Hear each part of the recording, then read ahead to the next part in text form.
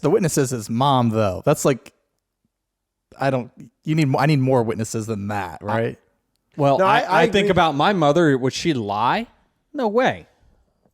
My mom wouldn't lie on what she saw or whatever. Like, she would be factual. She would tell you, Denny was talking and someone just clocked his ass. The following is a production of Dirty Mo Media.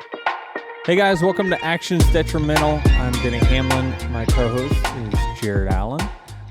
This episode is presented by our sponsor, the Birch Gold Group. We had a bunch of off-track action this week, a lot of news. We'll touch on that first. What do you want to go over first? We're recording on a Tuesday? Yeah, good point. See, you just threw an audible in here. I'm sitting here. We got our little list of what are we going to go over. I've got ideas in my head that are not on this sheet. You know, Jared's just like, it's Tuesday. I did. I called in sick yesterday. So sorry to all the listeners. We're a day late, but we ain't gonna leave you hanging. People were starting to freak out last night. The tweets were coming in. I mean, they were probably like, "What's wrong with Jared? You know, Me? Is he okay?" What? Yeah. Why yeah, me? you. Because you're the guy that gets yelled out all the time at the track now. Oh. Where's Jared? I counted 3 times this week. It's Did only you 3. see Jared was in a little like commercial shoot? Okay, explain that. When the Stuart Haas did the Old Spice Wonder Bread thing, you were in the very front row. I mean, you were loud and proud with your 560 vest. My friend Justin Potter, who actually was wondering last night also where this episode was, because we went climbing together. That's what we do on Mondays. He said that they needed a celebrity for their... I actually don't think he said that. I think I just made that up. But I've been telling everybody that because it's kind of funny. Wow. Okay. Yeah. So I'm guessing you guys orchestrated this through your Purple Vest group text? No. They at SHR had a plan, and okay. Potter had texted me a couple weeks ago. He said, "Hey, on this date, are you free for 15 minutes or whatever?" And I said, "To be in a video." He didn't say what, so I just said, "Yeah, sure, I'll be around." So that was their video. And he said, "Bring your purple vest with you too," or how'd that go down? Yeah. He said, "Bring your purple vest and you were camera equipment." you were in outfit. I mean, you were. Yeah. You know what? Do people have to pay like a higher fee if you're wearing the vest? Like, do you have a premium rate for that? I didn't charge for that. I just said, "Hey, like, when we climb, just like belay me well, and we'll be all right." Right on. I should probably get with someone and get like a contract set up though.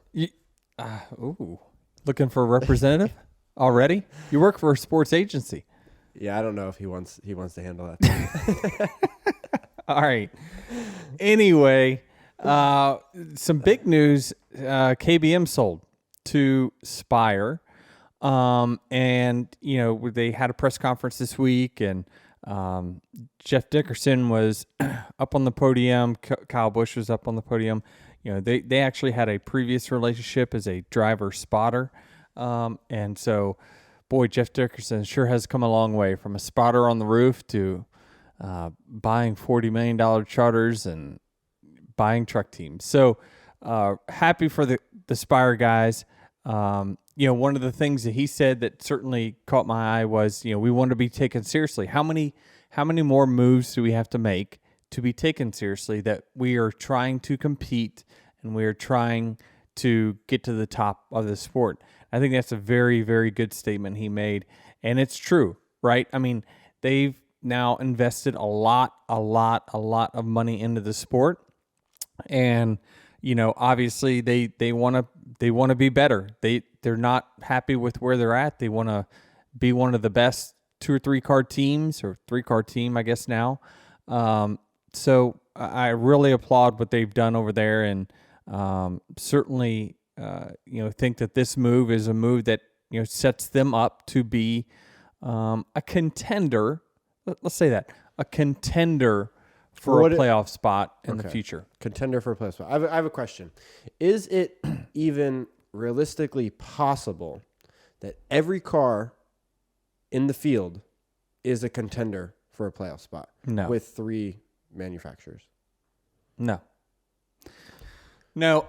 It just, there's there's just a lot of red tape that it would take me hours to explain on here of what's the difference in a non-contender to a contender. Like Well, the the things, speed of the your car, resources. right, I get it. It's, again, okay, we all had the same 200-piece Lego set, but it's still not the same. We put it together a little differently, or there's resources, there's engines, there's literally hundreds of parts that get made still at the shop that goes on to the race car. Did you know that? I mean, like, I think I had an idea, but Yeah. Okay. So we all have the Lego set of the next gen car, right? Which is the same parts and pieces. That here is the next gen car. NASCAR says you have to buy these parts. This should be NASCAR 101, right? Let's call it NASCAR 101. NASCAR 101. We're going to just put it right here in the beginning of the show. So it doesn't actually put the car together. There's still fasteners. There's still brackets. There's still all kinds of different things that if you buy NASCAR's next gen car, you have hundreds and hundreds of parts and pieces you still need to either manufacture or get from another supplier that's not mandated that actually puts the car together. So the next gen comes with essentially a booklet of how to put it together. I mean, it comes in an instruction manual. This is hilarious. I mean, it literally is a Lego set. That's what I'm saying to you. Was this IKEA? Yes. That, you know what? That exactly right. I think Kyle Busch calls it, the it might have been like the Walmart car or something. I'm like, no, this is IKEA. This is for sure IKEA. So you're right, Travis. It is IKEA. So you got to put it together. They give you the manual to put it together. But things like seat brackets, dashes, the carbon fiber dash, there is no mandate for that stuff. So that's why you see the interior of a Joe Gibbs racing car look different than a Hendrick Motorsports car. So we, as the drivers, come up with, here's what I'd like, our dash to look like. I'd like for it to have some depth to it, some 3D look to it. You want it to be light. You want it to be minimalistic. So you don't want to carry any weight that you don't have to, because these things are already extremely, extremely heavy. So there's fasteners.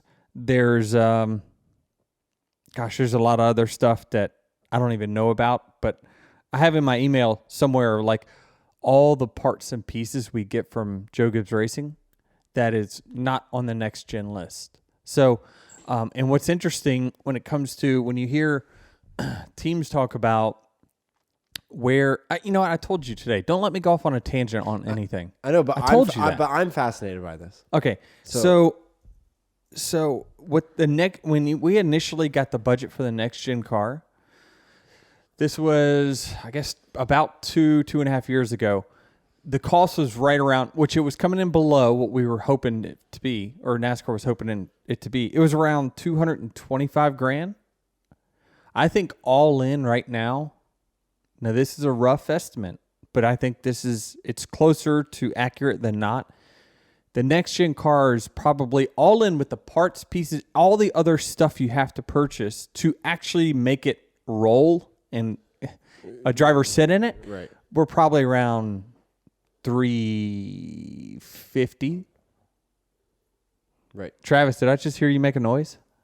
Yeah, that's You were like, whew. yeah, that's like half of what. We're racing Lambos out there. Like, this isn't.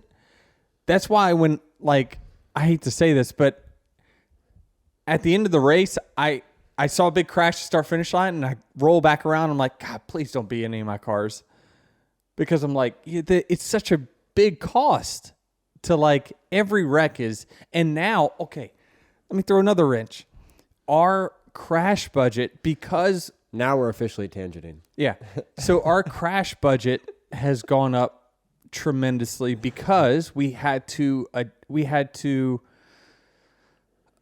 make safety changes for the crashes. So the cars, remember, they didn't even hardly. Alex Bowman got a concussion, right? His car was. They probably didn't even need to put a rear bumper on it the next race. Like, it just very minimal damage at all when they hit the wall. Now, when you hit the wall, you see the car's crushing. Well, it's crushing expensive. So your crash budget goes up while your safety precautions also go up. Yes. So it's worth it for us. Absolutely. You want driver safety paramount, number one, whatever that costs. We have to do that. But the side effect, there always is a cause and effect. Well, when you start slotting clips and all this stuff to make it crush, you then start crushing very expensive stuff.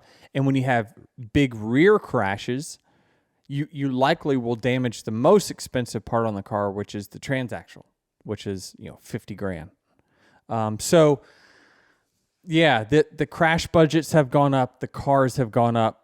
Our cost as team owners has gone up a lot.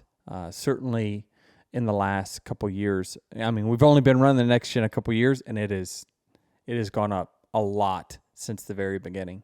So that's why, the need for a new business model, all that stuff is so paramount for us. It's so important because, this next gen car is not saving us the money that we thought that it would back when the team owners voted on a next gen car or keep what we had in Gen 6. The team owners in NASCAR will tell you this.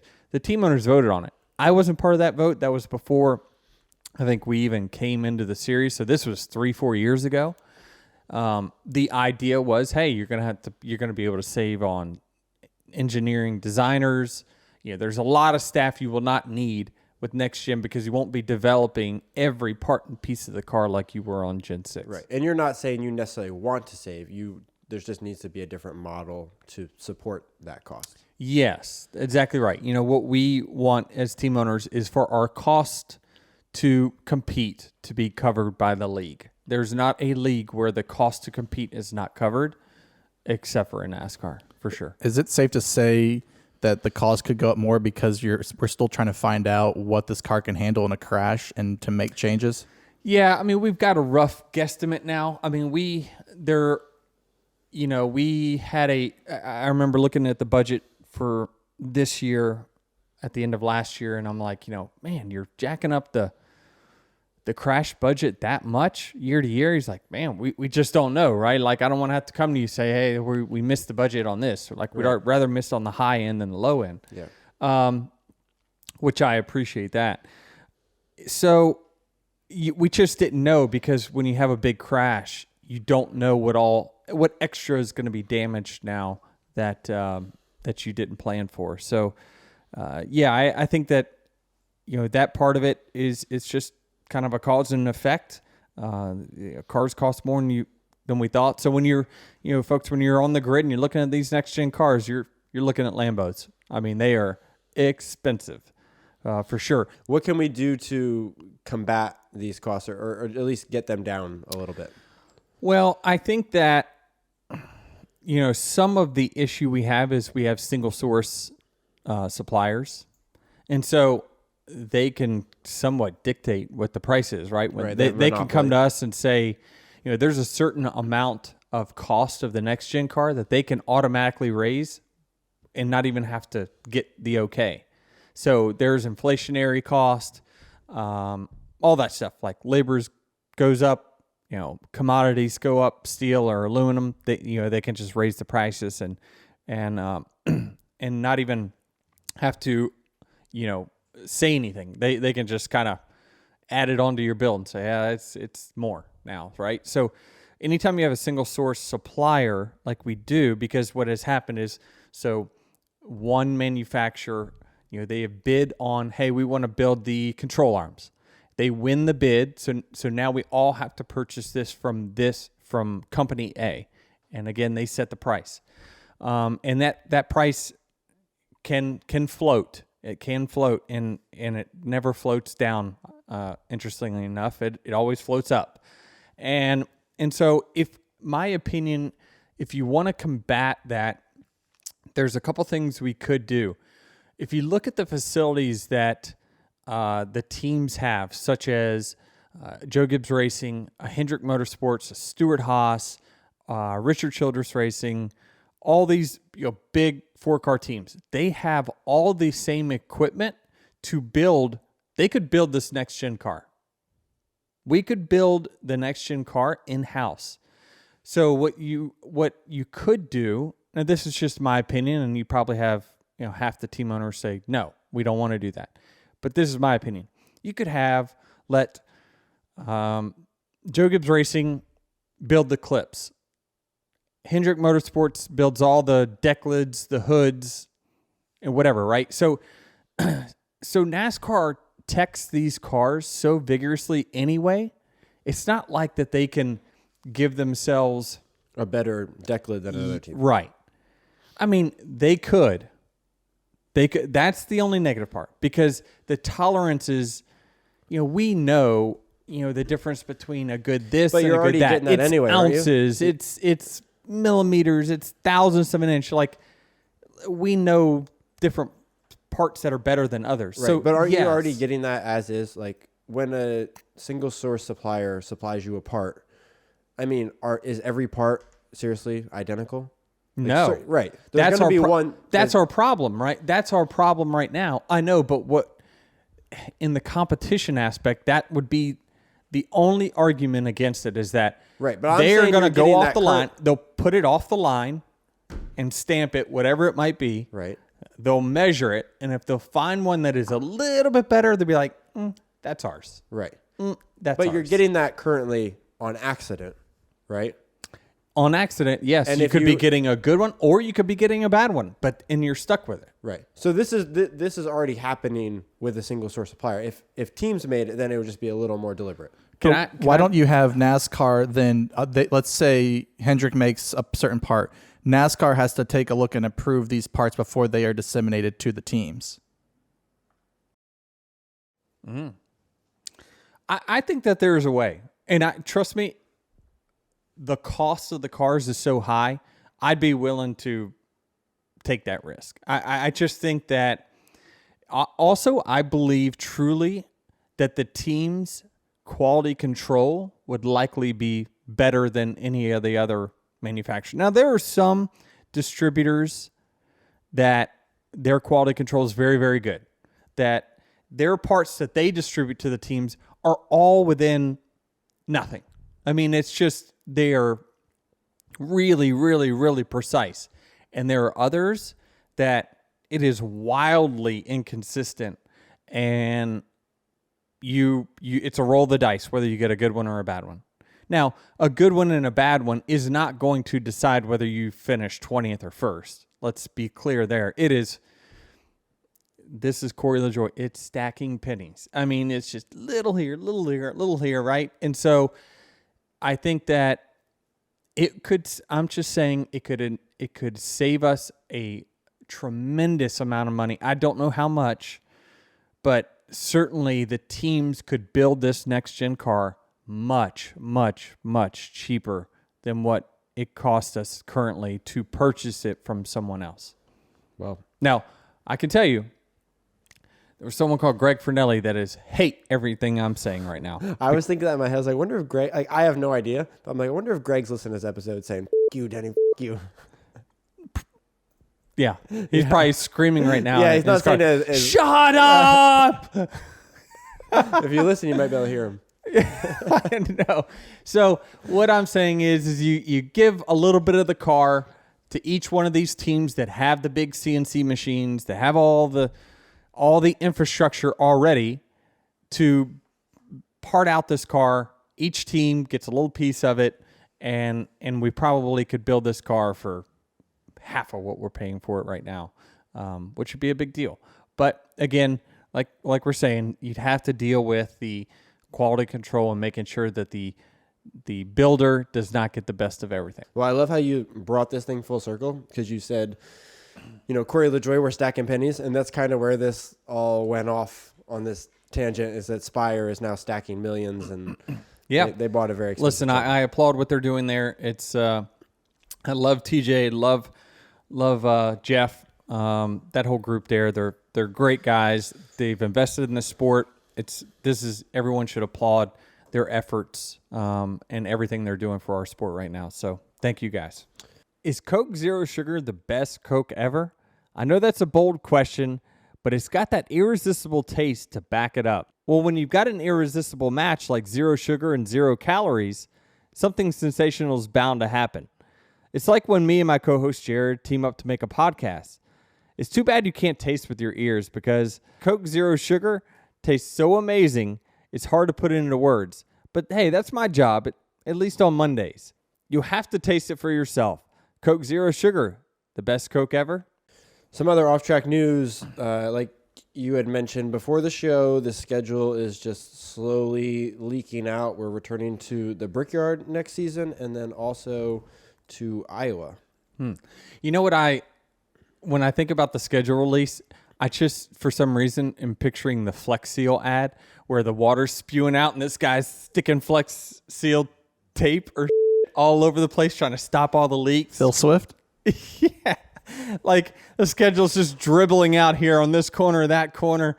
And at this point, NASCAR just needs to come out with, here's our schedule and there's one race TBD. Right? Because it is trickling out little by little. Because, if we're going to, let's say, Iowa to the Brickyard, or, we know that we're going to the Brickyard in the Oval. That's a great move. Certainly a fan of that.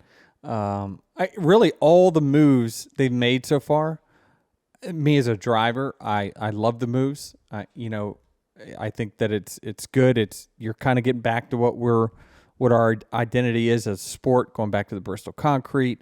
What else do we got? We got the Brickyards going from racing in the infield to back to the Oval. That's great because that's the more historic facility. Yeah, and so if we go to Iowa, sounds like we are.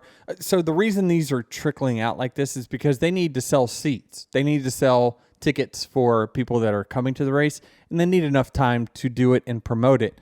And so, probably the folks at Iowa Speedway were like, NASCAR, hurry up and get the schedule out. Like, we got to start promoting our race. And so, they already sent out, probably hey, got big news coming. Get ready to purchase your tickets. Do you think that this Iowa race is going to resemble anything like the IndyCar event where they have, major concerts? And I mean, it's a big ordeal.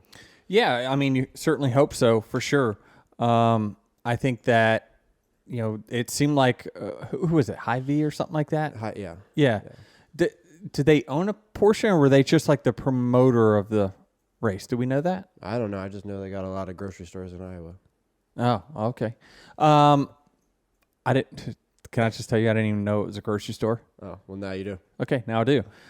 Yeah, they did a lot for IndyCar there. And so I would think so. I mean, certainly I think that the crowd will be packed. To me, it would be no question that will be a sold-out event.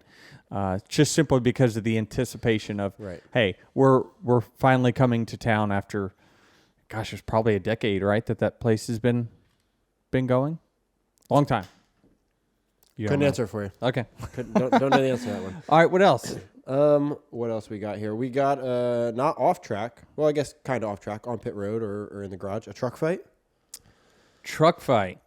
Yeah. So I tried to kind of look at all the comments, and man, when I first saw it, I'm like, what in the world happened? And Crafton and Sanchez. Crafton's been in the sport, or he's been in the truck series, for like 20 years or something like that. He got into it with Sanchez, who I believe this is his first year in the series. I looked at the wreck. Let's just break down why they were upset in the first place. I was looking at why Crafton was so upset. I mean, he got wrecked, and he parked his truck, and Sanchez's pit. I don't know whatever with that move. And then you're on a speedway. First of all, like people, wrecks happen on super speedways all the time. Nobody means to. They just kind of misjudge things when it usually happens. No one is intentionally wrecking anyone on a super speedway. And then I looked and it was like, I saw what Sanchez was doing. He was going middle. He was going middle of the track, and he was there for a second, and then Crafton just was like, no, you're not going middle. I'm going to come down here and block that, and they collided. So I don't see where Sanchez really did anything wrong there. So as far as the on-track, it's just kind of I don't put it on anyone. I don't think that that's anyone's fault necessarily. That's just a normal super speedway wreck where someone's trying to hit a hole. It's there, and then, it's not because it got close. So I didn't see anything egregious there for sure. And then, you got two sides of the story. I saw where you heard what Sanchez said post infield care center.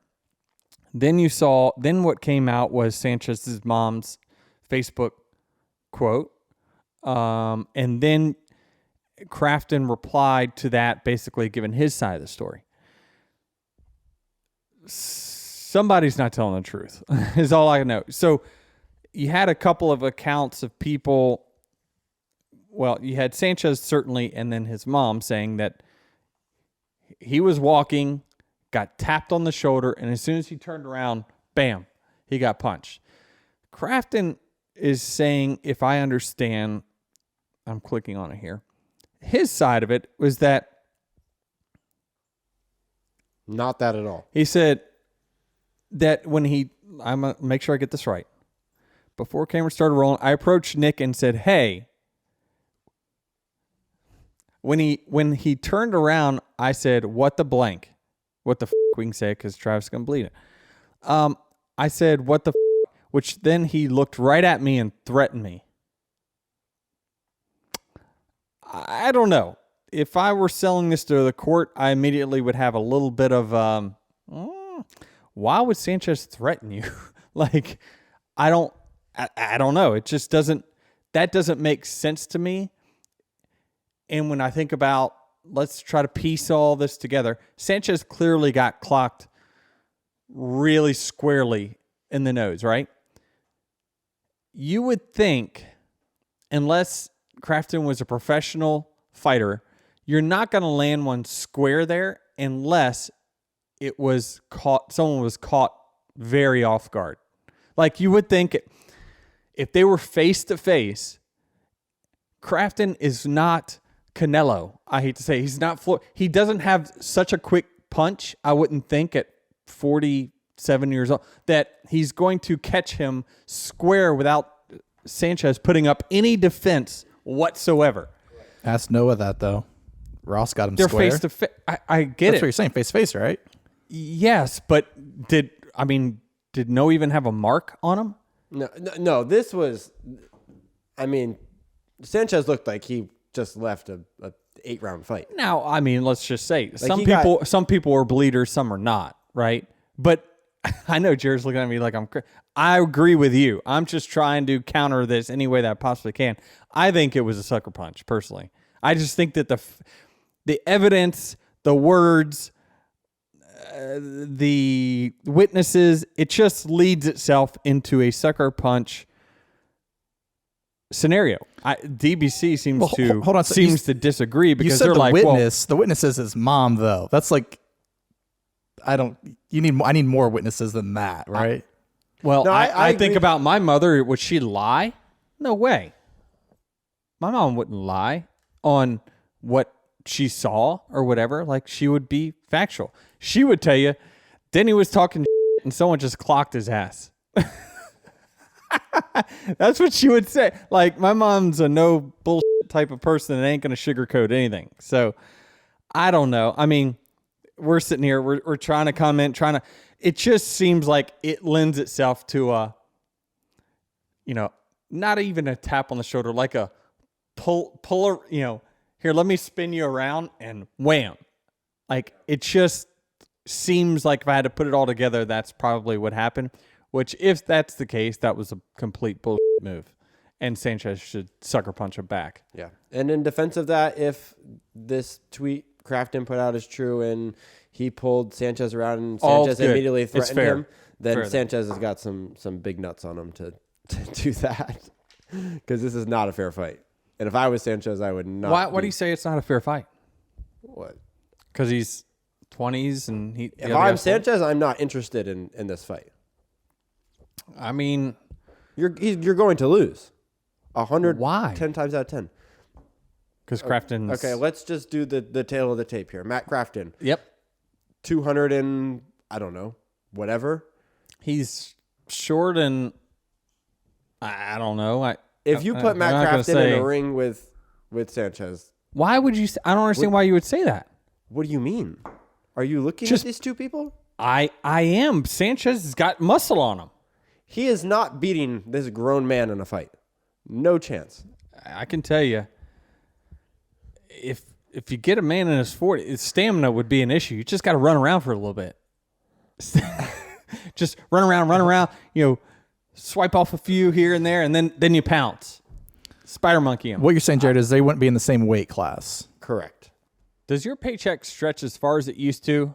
Most likely it doesn't. But you can help hedge against inflation by diversifying your IRA or 401k into gold. It's an asset that has stood the test of time. Birch Gold Group has helped tens of thousands of Americans protect their retirement savings with physical precious metals. Now you can too. Get a free info kit on gold right now by texting the word Denny to 989898. Fill out a brief form, then speak to one of their representatives so they can personalize your free no-obligation kit. When you place an order by October 31st, Birch Gold Group will send you a free gift card to the Dirty Mo Media and Junior Motorsports online store worth up to $500. Buy Action's Detrimental merch, use race gear, autographed collectibles, shirts, hats, and more. But you can only get this gift card by texting Denny to the number 989898, filling out a brief form, speaking to one of their representatives, and then buying from Birch Gold Group by October 31st. With an A-plus rating with the Better Business Bureau, you're in good hands with Birch Gold. Get started now by texting Denny to 989898. So we did have a cup race on this interesting week. We had Ryan Blaney taking the dub, his third win at Talladega Super Speedway. He is an elite speedway racer, which was interesting because I had conversations with what I deemed probably the most talented speedway racers before the race. Because I told him, I says, hey, we're going to talk about this a little bit on Monday, now Tuesday, about what, do you feel as though the next gen super speedway racing, can you show your skills off as much as I believe you're good at this? Like, do you feel like your skills are shown as much now with next gen super speedway racing or not? And all of them help me. Unanimously? Yeah. I'm still not well. They said no. They said not as much. Michael McDowell, who I put in that in that category, said to me that I certainly do not feel as though my skill set is shown as much, but I'm adapting, which I thought was a very good point. Is he's just, you do have to adapt. Certainly, you still can't argue that the top guys find their way to the front at some point or another, which is why Ryan Blaney won again. He's won in Gen 6. He's won in next gen now. So he counters that argument a little bit. But I definitely agree that what the guy said that I spoke to, I won't name each one of them individually of like what this person said, that person said, was that the general consensus is that, as what good ones do is find runs. And when they find runs, they use the run and they take it and then they use that run to take another run or and they take that run and to make it another. So you're weaving back and forth, and there was gaps, there was ways you could create runs, and then there was ways that you could defend. And the next gen, being that you needed so much help behind you, it's not as dependent on you as much as it was on you having help behind you to finish whatever move you might want to make. So that all that is to say is that the next gen cars, why is it different now than what it was in Gen 6? The difference now is the cars have a lot more drag in them. So we have a lot more horsepower on the super speedways in an effort to have the engine builders just build one type of engine. But we had to add a lot of drag to the cars to accommodate that, for us to run the same engine at a super speedway as what we do at another track. Now, I think that they probably still are strictly super speedway engines, so why can't we choke them down and then take some drag off the car? I don't know. But I just thought that going into the race, we were likely going to see 2x2 racing. And surprisingly, and we saw 3-wide racing, right, for the bulk of the event. And so I tried to... You try to think about, okay, why is it different now than what it was before?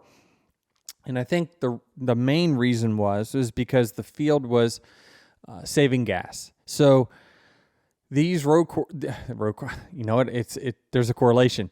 The super speedway races that are now playing themselves out like road courses, where we are trying to, it's essentially a fuel mileage race because we want to be on pit road the least amount that we possibly can. To do that, we are saving gas.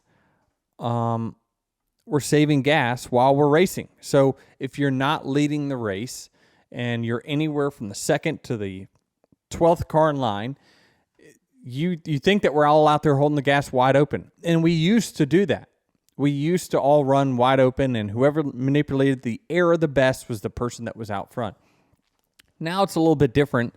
And we want to be on pit road as least amount as we possibly can. In order to do that, you can save fuel, and then you can take less fuel when you do come in and pit. That leapfrog you up front. Bam, you've got your track position.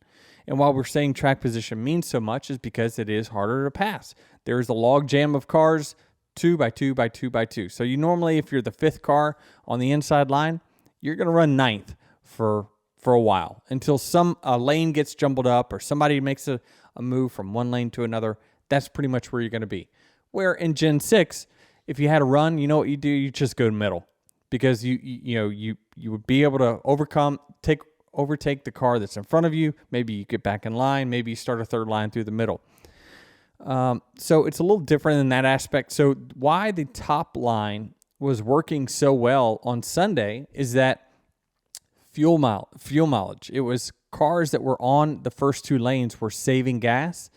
So the third lane was able to form because they were running wide open trying to get to the front, and others were just half-ass driving, half-ass racing. So that's they weren't. why late in this race, I can't remember how many laps to go, but you and your crew chief had something over the radio where like, hey, it's going to be more difficult to get to the front now because of that. Mm-hmm. Right? Wasn't there some conversation about that? Yes. Yeah, there was. And so I honestly believe that that's why we've had less wrecks in next gen on super speedways. If you look, like when I got trapped a lap down, I'm thinking, holy man, my race is over again. Like, because this happened at Daytona in the last regular season race. There was no cautions. Right. Yeah. Because everyone's saving gas. So there's no one wants to push the person in front. Where are you going to go? First of all, A, and B, it's just a race to save gas. So that's why we haven't seen the wrecks that we've seen before, is because everyone's in fuel save mode.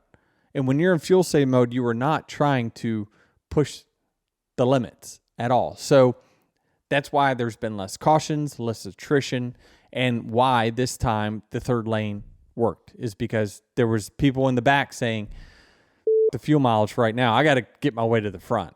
And that's why it formed. And it made for what looked like great racing on TV for most of the race. Right. Well, I think it was 82% people, and Jeff Gluck's was a good race poll. That's a fair, said yes. Yeah, absolutely. Definitely a fair number. I thought it was certainly one of the best next gen races that we had. I think it probably deserved a higher than 82%. Honestly, I don't know what's good for a super speedway. So you're okay. They're never in the 90s, right? I mean, just because some people don't like speedways for whatever reason. So you agree this was a good Yes, super yeah, speedway race? I did. I thought it was a good race. I thought, you could make moves, and a lot of times that you made moves, it was just more of others making moves, and you either decide, do I want to follow that or do I not? And so you had some options there to move up in the third line or stay in the middle. So I did think that you could make, some moves that you didn't in races past. We've got a lot of talking points in this race on our note here, and I'm really not sure where we should start. We should start with Ross Chastain and Kyle Hold Busch. on, let's start with, I got a question. That third line, Denny, at the beginning, you made, it was coming up, and you made a point, and you left the second lane and went out to that third lane. What was your reasoning behind it, and did it work for you? This was when the Toyotas were getting together. It was like 47 laps in or something like that. I forget. Sounds about right. Yeah, I think that it did work. What was interesting about it for sure is that I was at the tail end of that, and actually the Toyotas. If you look post race, I made some comments about alliances, and man, I just feel like I made a lot of moves that in the race that I knew wasn't right because I was trying to just stick with whoever the Toyota was in front of me. So when you agree to that type of stuff, it's Denny Hamlin isn't allowed to trust his instincts and make the moves or hit the holes that I think is correct, right? I'm really reliant on whoever that top Toyota is to make the moves, and I'm just gonna follow him through the pack. Right. And so it did work early on for sure. I was at the tail end. I think it was Martin Truex and maybe Seabell or whoever. They actually got all the way to the front, and everybody was clear except for me. And I guess they were trying to see if I was going to get clear, and they didn't. And they ended up going all the way back to the back because they didn't take the hole that they should have, which is you guys should have just hung me out and left me to dry back there because, we had worked so hard to get to the front. Like, you got to take it. I certainly think that they were trying to be almost too good of teammates there and making sure that I was able to get clear also. And they're just eventually time catches up. The middle line's like, no, that we're not going to let you guys come up here and just take over our line. And they started picking up the pace and cut that runoff. So, I just think that it's very difficult for me personally because I do feel strong on super speedways to essentially kind of put the handcuffs on you or tie your shoelaces together and say, all right, go run. Like, I can't because I've got to stick with this person, that person. It's very difficult when you don't have numbers too. And then at the end of the race, we had the 54 was out of the race. We had the 20 with damage. So I'm like, man, we only have so many cars anyway. And like at some point, I'm like, this isn't working. I've got to just go. And when I was able to go all the way towards the front. But, it's just one of those things where, what's the right thing to do? It's tough to say. Yeah. Bubba had said something similar in his post-race comments that he was all for working with teammates and whatnot, but he felt like at times that it wasn't necessarily in the best interest of everybody. Yeah. And he actually said, like kind of when we were all talking, he's like, man, I thought this was the best move for me to make at the end of the race, and it ended up screwing up Tyler and maybe somebody else. He's like, because it wasn't the right move, and they were all trying to stick with me. He's like, but it just wasn't the right move, and it cost a good finish for all of us. So, where if you had everyone able to just kind of make their own decisions, like I made my own decision. I said, this isn't going to work. I'm going to just stay here.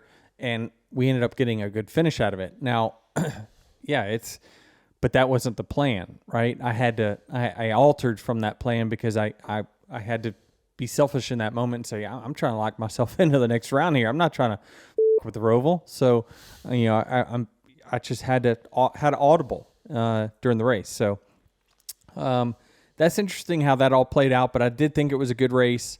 We had an incident earlier with kind of Chastain. I think that got triggered by the 47, right? Yeah, Ricky ran out of gas. Ricky ran out of gas. It was towards the end of a stage? Is that right? Stage 1, with 2 laps to go, he's putting his hand out the window, trying to and then Kyle Busch, I think, got involved with it. And he was probably on the top line, not on the bottom. Correct. Yep. And Sebo was in it too.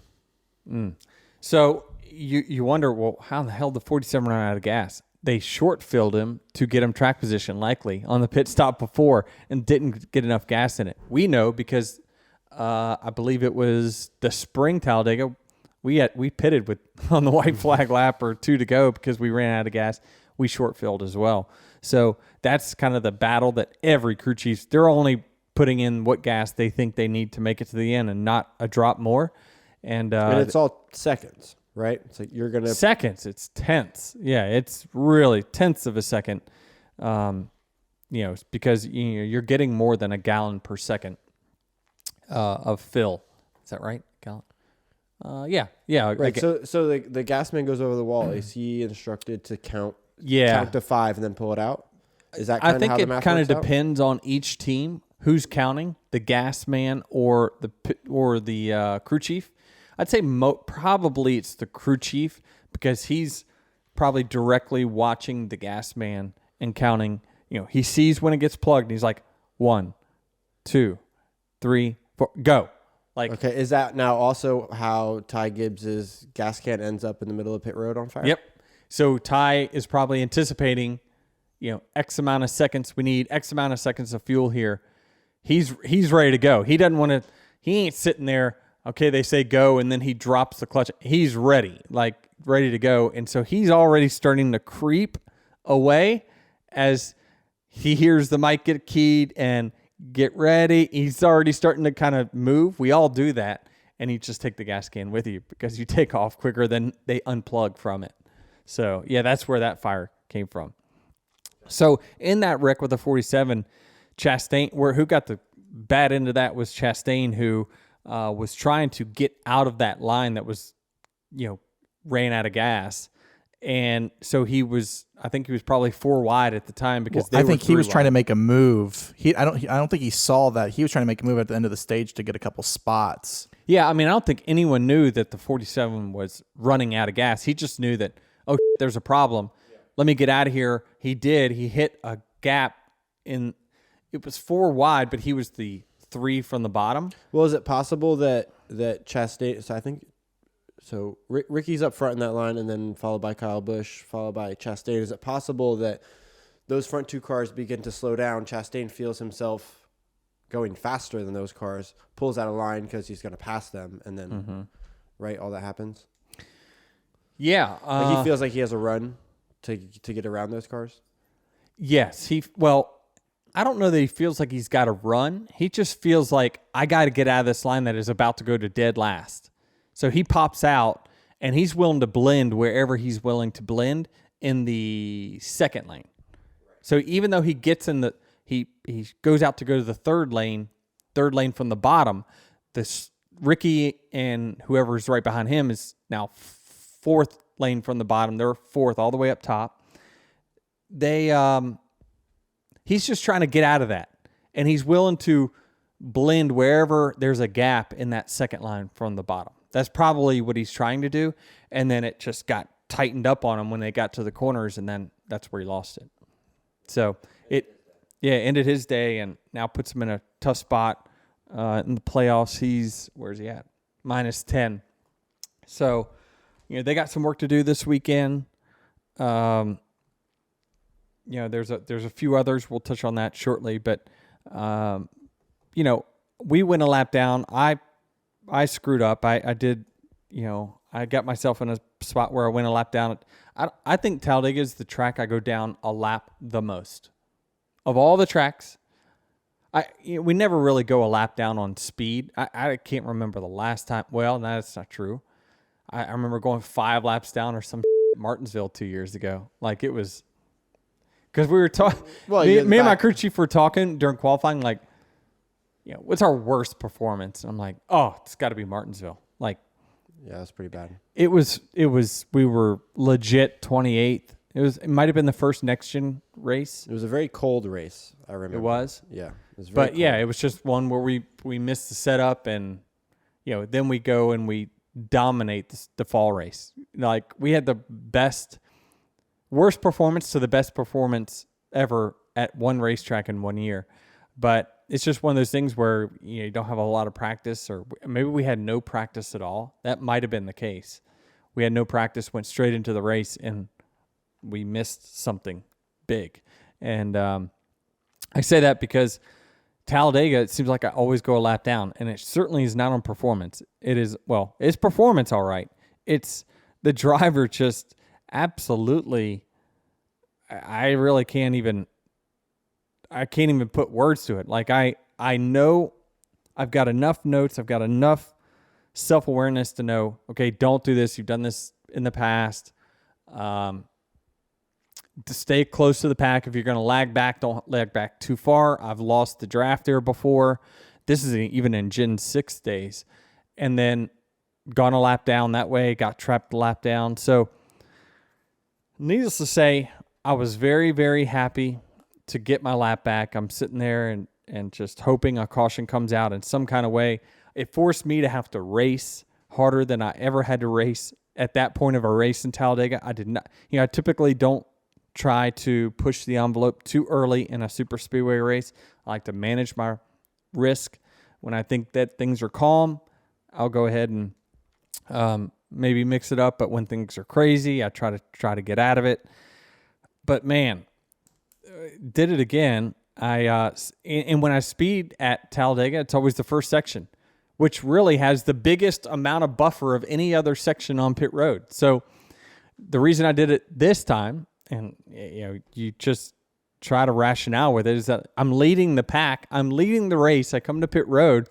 I am trying not to get, my mindset was don't get ass packed here, which means like I'm trying not to get run over by the cars that I know are pitting right behind me. And so that paranoia drove me way deep into the pit lane. And I just flat out missed the first section grossly. It wasn't even close. So messed that up. And then, I just battled a lap down most of the race. Hocevar snagged the lucky dog from me. I thought he had given up. They told me on the radio with 2 to go, he's backed out of the pack because I had worked my way kind of in the middle of the pack as the lucky dog. He's like last. I watched the video. He was last. I thought he was conceding the lucky dog spots, but I'm still racing because, I just know, you just never know. And then if you watch the tape, he comes from in a lap and a quarter, the last car in that pack to beat me to the line. And I'm just like, I didn't say a word on the radio, but my in-car, you can just see my helmet jerking. And that was me saying, like, I knew that was such a pivotal moment because it was the last scheduled caution that we had. Like, it was stage 2 end. And I'm like, damn it. Everyone's going to be in fuel save mode in the next, in stage 3. And there's not going to be a caution. I'm just going to be stuck a freaking lap down the rest of this race. And thank goodness Brad runs into the 42 and causes a big pile up. And I get my free pass and I'm like, yes. But you're also thinking, right, you want to get your lap back, obviously. But as each lap goes down, the less chance you have to then regain position after you get your lap back. Like, you can't have a caution with 2 to go. I didn't care. I just was like, the opportunity for you to go forward now is huge. Like, I didn't care if I got my lap back with 5 to go or 25 to go. I think I got it back with 25 to go. Yeah. What do you mean, though? If you get your lap back with 3 to go, how many positions are you going to move? What I'm saying is that given the points position, and I knew that with Chastain out, Brad's out, right, that there were guys that I was going to beat that I was already ahead of in points. Yeah. So the gap was going to, I only had room to go forward. So even when I was 26th last car on the lead lap or 28th last car on the lead lap, and I'm still plus 40, I know that there's only one way to go, and that's forward. You know, my crew chief even said to me, he's like, you've already got 8 points today. If we crash right now that you got the lucky dog, we crash, we're leaving here with 8 points. We only were trying to get a certain amount of points, right? And so I feel like there was only room to go up at that point, right? So every position I gained in the last lap or so, I was like, there's 1, 2, 3, 4. Like I knew my buffer to the cut line just kept increasing, and I'm looking and I'm passing playoff cars, and I'm like, oh, this is just money. This is gonna, wherever we're gonna be at the end of this race is gonna be good as long as we don't crash. And if I crash, I'm looking and there's playoff cars all around me. I'm like, we're crashing together. And so I built that buffer during Texas through stages and a good finish. So that earned me the relaxation of yes, we're 28th with 25 to go. It's no big deal. We're going to be fine. We have a couple other playoff cars already out of the race. We're in a good spot here no matter what. It's only up. I guess, is it uphill or downhill? Well, it's all downhill from here. You know, but people, when people say downhill, they mean it in a negative way, right? No, it's good. It's all downhill from here. That's a good thing. Okay. So we knew it was all downhill from there. Yeah, we knew it was all downhill once we got the lucky dog. But when we were lapped down, it was like we could finish 28th or 30th, whatever where I was. It was bad. And it's like, you're locked in here. There's no way to go forward. So just wild that last week 11th with no stage points wasn't good enough for you. I mean, that'd been so. Well, I think it was. I had a tweet ready in my draft saved. Like I blame Jared for this race. Like I think Denny had to outrace the competition and your jinx, Jared. Jinx. He sped on pit road. He did it to himself. But I think because you put that out there and to like. No, I don't buy into that. Well, what was the first thing you said to me? I left pit road. I got out of the car, did media, left pit road, sat in the golf cart. First thing Jared says, well, guess you wouldn't have taken 11th and no stage points, huh? I was like, when you were riding a lap down, I bet you were wishing you could take 11th with no stage points, huh? Yeah, that's what it was. And he was like, well, it was this. And I was like, all right, you know what? Never mind. Trust me, there was a point in the race. So I always kind of reset goals depending on what goes on in the race, right? And I told Jess this, when I got my lap back, I instantly said 15th. My goal is to get back to the top 15 here because there was another caution that came out that we only had about 15 laps of racing at the end where we went from the 26th to 3rd. And so I changed my goals at that point to 15th. That's what I was trying to get back to, but we obviously exceeded it there at the end. Yeah. So now you go into the Roval plus 50 or something, and I mean, is it safe to say? Can I say that he's like more or less? We're moving on. Okay. Thank you. Yeah, moving on. We feel comfortable with that for sure. It would take certainly an apocalypse of scenarios for us not to move on. Just to kind of wrap up Talladega, though, we did have a DQ. I don't know how to comment on it because I really like Rodney and the 4 team, so I probably should say less here than I should say more. I like them as competitors. The 4 team, 11 team have always gotten along really well. Well, the 29 team and the 11 team didn't get along back in the day, but the 4 team and the 11 do. So I'll certainly say less, but it, it just seems like Rodney has his side and NASCAR probably has their side, and their side is to just uphold the rule book to the top degree. And I applaud them on doing that because the precedent was set with us, right? When we had tape on the nose, we said, we showed everyone on the public. We said, look, here's what we did, just so there's no misconstrued information. We were very forthright in that information. I really thought that was the right move by JGR to just say, listen, we're not appealing. Here's what we did. And lately, and I'm wondering, will NASCAR show pictures of it? or because it was at the track, will they not? Because we at Actions Detrimental, I believe, influenced the change of them being transparent and showing what has been deemed illegal. Now, the only difference is that these are things that were deemed illegal in the tech center, not at the racetrack. So will they show us pictures? Will they show us bolts, windshields, things like that? But just to to be fair and inform our audience, what NASCAR deemed them to disqualify them, the windshield, because of bolts not being there, it caused the windshield to not be flush with the greenhouse. To be transparent and honest, that is an advantage. If you would want things to go a certain way, if you were to fasten the windshield to the greenhouse, which you do, you would want it to unfasten itself, not fasten itself. So you're not probably going to take extra links to make sure that everything is super tight. The greenhouse is what section of the car? The roof, basically the roof and the A post that come down. So the windshield bolts to that. Okay. So you would want aerodynamically, it would be advantageous for the windshield to be higher than the greenhouse that it bolts to. Okay. Because it would then deflect air. It would escape air out of the inside of the car. It would deflect the air over the spoiler. So what had happened, and what Rodney is saying happened during the course of the race, is that it was buffering, and it caused these bolts to come loose.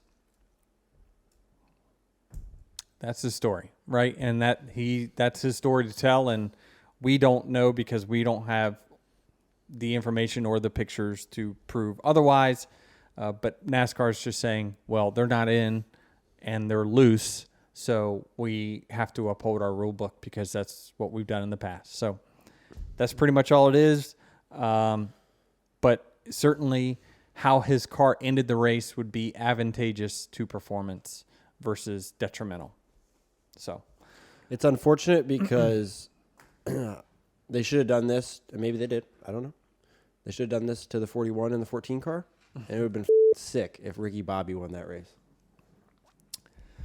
Well, I mean, yeah, I think that, what's interesting, and just my general opinion, is that, Speedway races is probably the least place that you want to fudge rules. I mean, that would be my only, back up to Rodney's story would be, why would you even want to push it on a speedway? There's so many other factors in your performance. What is trying to gain a couple counts of drag? Like, I get it, a couple counts it's just not going to mean the difference in winning and not winning. Right. In my there's opinion, more variables than at a different 100%, way more other variables, car positioning, all that stuff than what maybe a counter to. Why would you even want to screw with that? That doesn't make sense whatsoever, just because of all the variables that goes into your performance or result on a speedway. So moving on from that, SHR responded to it. You can kind of look at that online yourself. I'm not going to read it. Yeah. But basically they say they're not going to appeal. They're not going to appeal. They're going to just try to figure out how it happened, not let it happen again, and move on. So let's just look at the playoff grid real quickly. We've got under the bubble, under the Mendoza line of you're in or you're out, is Reddick -2, Bubba -9, Chastain -10, Busch minus, is that 26? Yeah, looks like 26. I'm reading Travis's writing. It's very sketchy. The fact that that's the first time you've had to question my handwriting is pretty impressive, though, because my handwriting is atrocious. Yeah. I have asked Travis, why don't I can look at this on NASCAR.com. Why do you? He's like, I just like writing it out. He's an old school Big J journalist, right? I appreciate that. So he's got this paper here. I'm looking at the standings. What do I think will happen? I think somebody from the bottom I think probably, man, I'm just trying to figure out whether I would say 2 cars make it from the bottom to the top or 1 car. I don't think it's no cars. I think that someone from the top. What is that noise? This fidget spinner? No, I thought it was from outside. I think definitely somebody makes it from the bottom. Who they replace is anyone's guess. I think it's just a matter of who has a bad race. So who is nervous this weekend? Bell's plus 22. I don't know. Everyone's nervous. If I were plus 22, I'd be nervous too. So how much movement realistically can you expect in a single race at a track like the Roval? A ton. 20, so more than 22 points. Absolutely, because of stage points. And more than likely, Bell through maybe Kyle Busch. It just depends on where Kyle qualifies.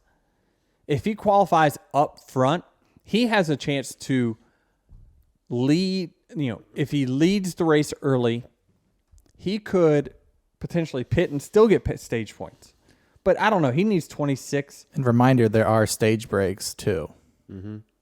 Right. So which leads to there's going to be cars that flip the field. And what I think is that there's going to be 26 cars that don't give a shit about stage points and will flip the field. And only these guys from Bell to Busch are going to care about them. I mean, I don't think that we're going to care. I wouldn't think. About stage points? I don't know. Maybe hell, who knows? I don't know, but I think it just kind of depends on who's running where at that point. I don't know. Who freaking knows? I don't know our strategy, nor would I say it on air. But I think that there's only going to be 10 cars at the most. Well, your strategy is simple. Just try to get a playoff point. Yeah. In the grand scheme of things, right? We want to leave the Roval with something that carries on to the next round. Yes. Right. Who do you feel good about looking at these playoff standings? Like Tyler Reddick's obviously a very good. Who do I feel good about? Road course racer. I guess Reddick. I guess, but I mean, even I don't know. Since Coda, they've been. I guess Chicago. They were in position to win Chicago. Probably should have won Chicago. He drove it into the barriers. I don't know. I mean, I would say for the field, they're most worried about Reddick overtaking. Now, if he overtook Keselowski, that's probably an upset, right? I think Tyler Reddick's a good road course racer. So if he... No, I'm just saying generally, like, who makes it to the next round, who does not. If Keselowski doesn't make it, that's an upset. People would just based on overall performance? Yeah, who do you think makes the final 8? Most people would probably put Keselowski in there just because of their second half of the year performance, right? I guess so. But the 45, Tyler has one race. Right. So I'm just saying Larson or Truex would be the biggest upset. Yes. If he overtakes them. Yes. Right? So yeah, I think what you're getting at is if the top 8 is how it is right now, it would not be all that surprising. Right? No, sir. Yeah. No, sir. But I believe at least one of these guys, at least one, I'm leaving the option to 2, make it. And if that happens, there's an upset. There's not one upset, there's 2 upsets of because I think that the top 8 right now are, yeah, we planned on that.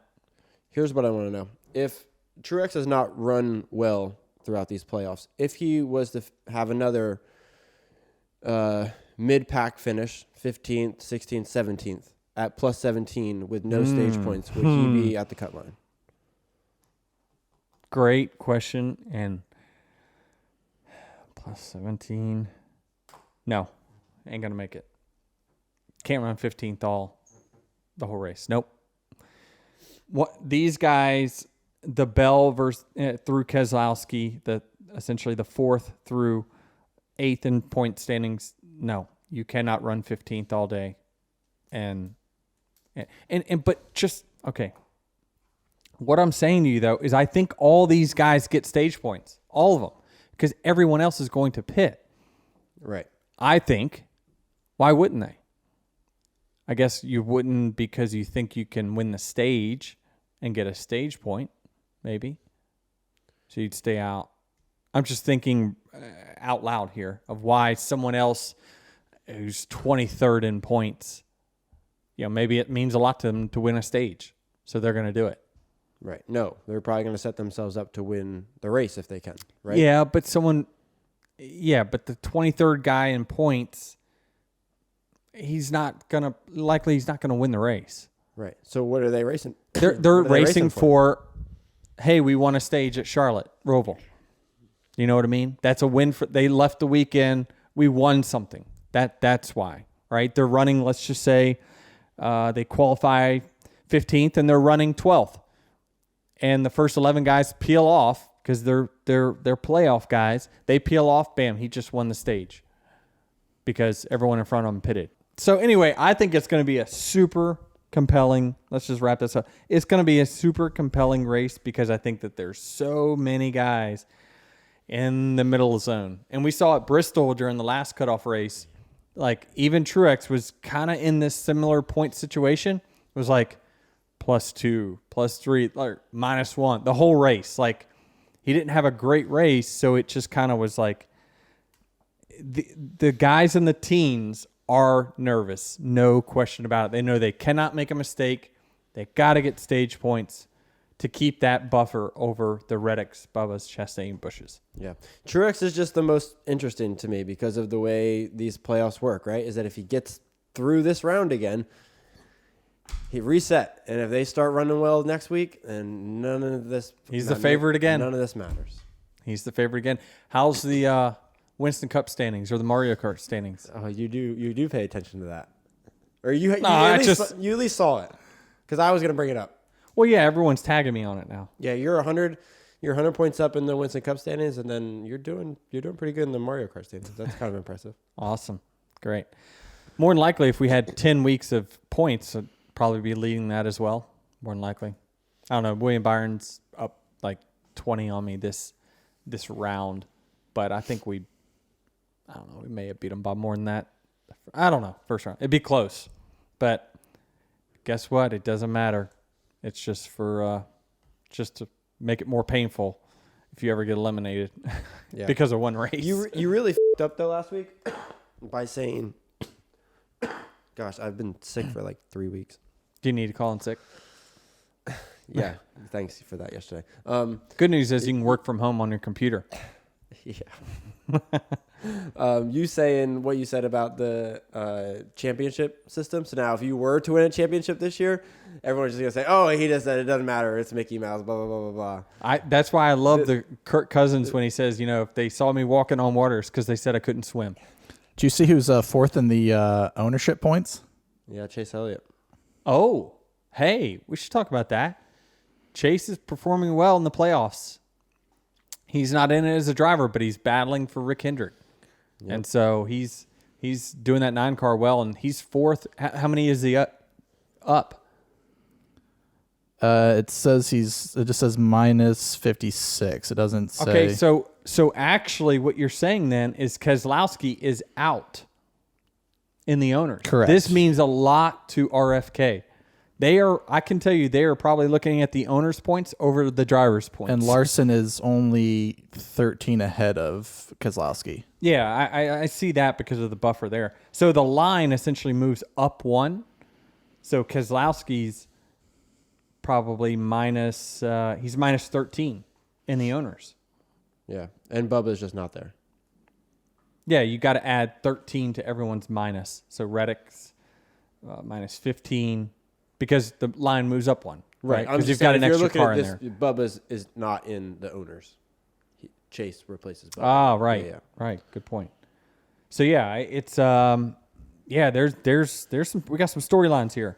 Cars that are in, cars that are out. Chase doesn't have a yellow spoiler, but he's in. His car's in.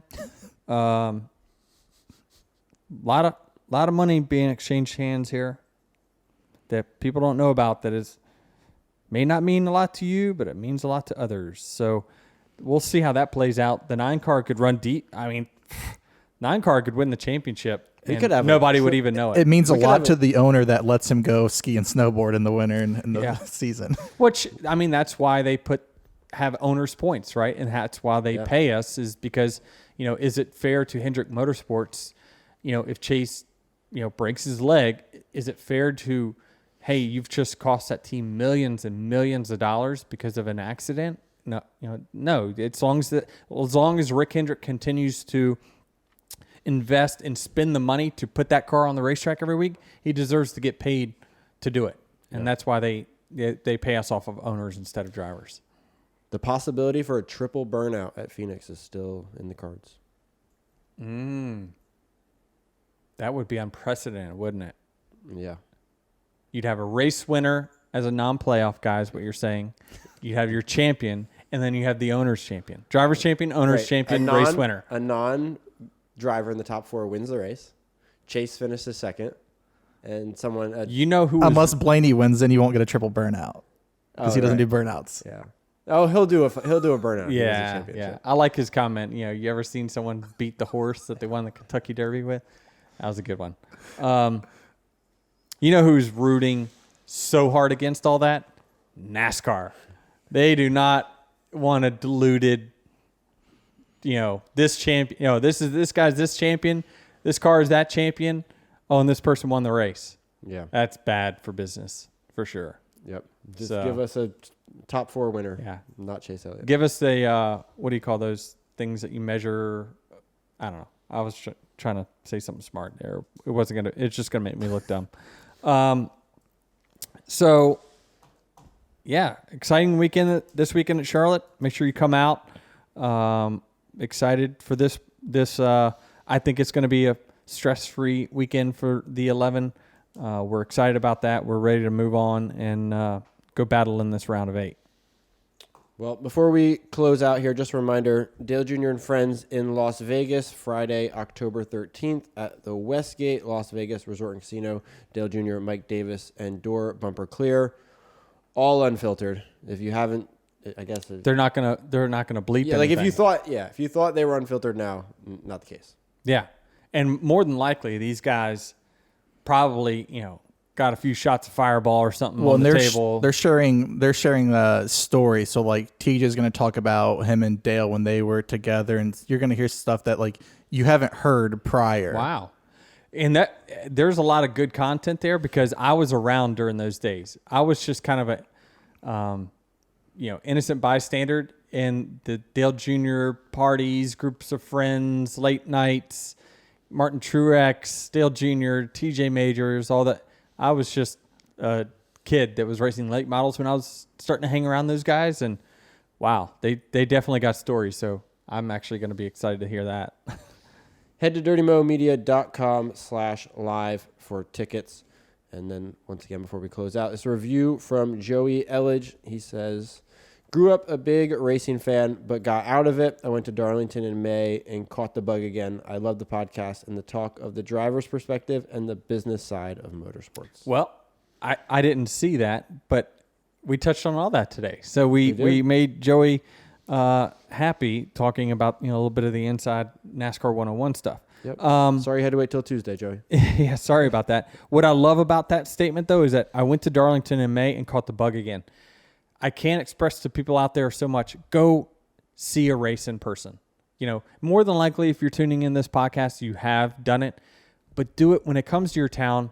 Go out there, support the NASCAR racing, because that's what got me into racing. Is I went when I was 5 years old.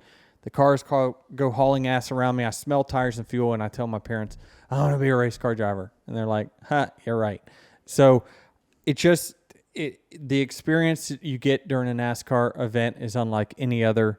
And, encourage you to, bring your kids out because, they may not be as interested in TV because they don't understand it.